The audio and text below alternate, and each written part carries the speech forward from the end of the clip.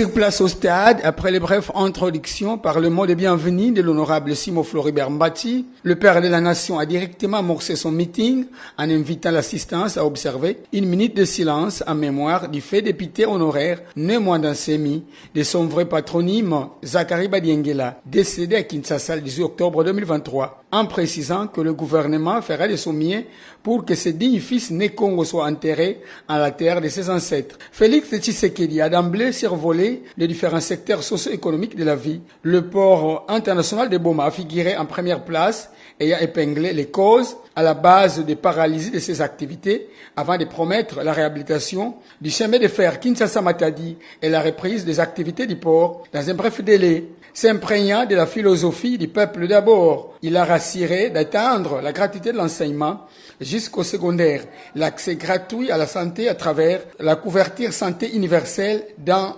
l'ensemble du pays.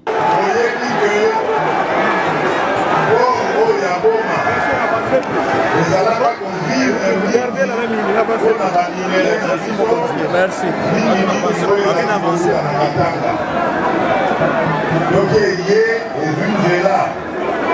la chemin de fer, et comme la Ilego va venir en haut, puis la Kinshasa et puis Rai est venu en haut, puis la Matadi, la Boma, et puis de là, il y a Mazoua. De là, il y a le port, on a dit sur la Boma, et ça l'a capé, pour ça, là, les Alaki pauvres, ils étaient habitués, il y a Oyamami Touka. Les autres, Mamanapoto, les Alaki Oya Awa. Yangoana. Les bateaux Oyo, Akoya Kolakisation, Ilomina Bango Awa, Bango, Oklobazouaka, ma décision,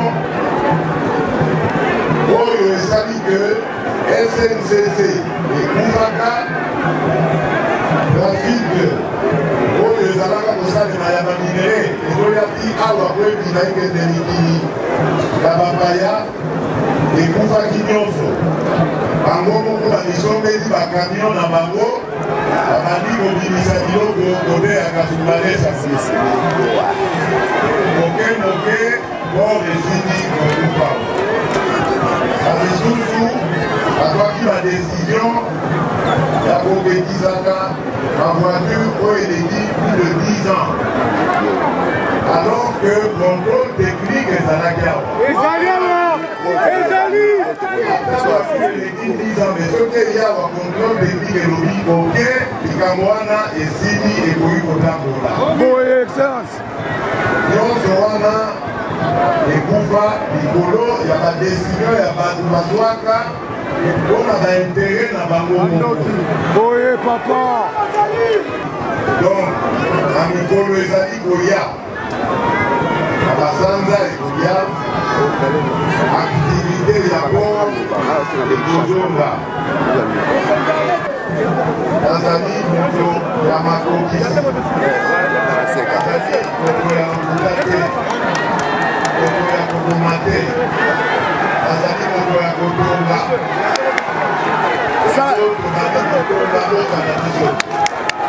ebozala na patience kobozala biso ekotika na kobeba olobi likambo ya stade oyebi te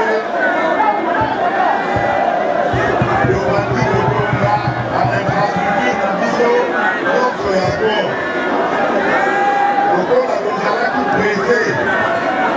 po tozwaki candidature la francophonie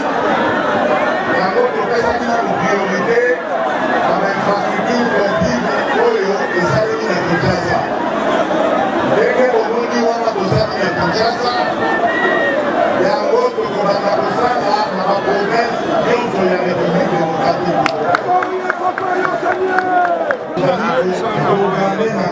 eza na pause zwango yango nalobi na bino wana ezali ya tundo wana ezokosuve azwa 47 territoire tokotonga école tokotonga bacentre de santé dit, on est au Canada, et puis on doit développer l'agriculture, on doit développer le programme pour l'infrastructure, pour la bandeira, pour les amis pour la Nazama, pour la Nizouté, pour Dima, pour la production privée, la maïs, et pour la transformation à l'eau. Donc on a dit au Congo, on va nous transformer en eau à l'eau, on fait ça misala, et on fait ça dans la France, La réhabilitation des infrastructures sportives en province après Kinshasa et abrité le jet de la francophonie, la poursuite du programme de construction des universités et l'octroi des bis Trans Academia. Le président Félix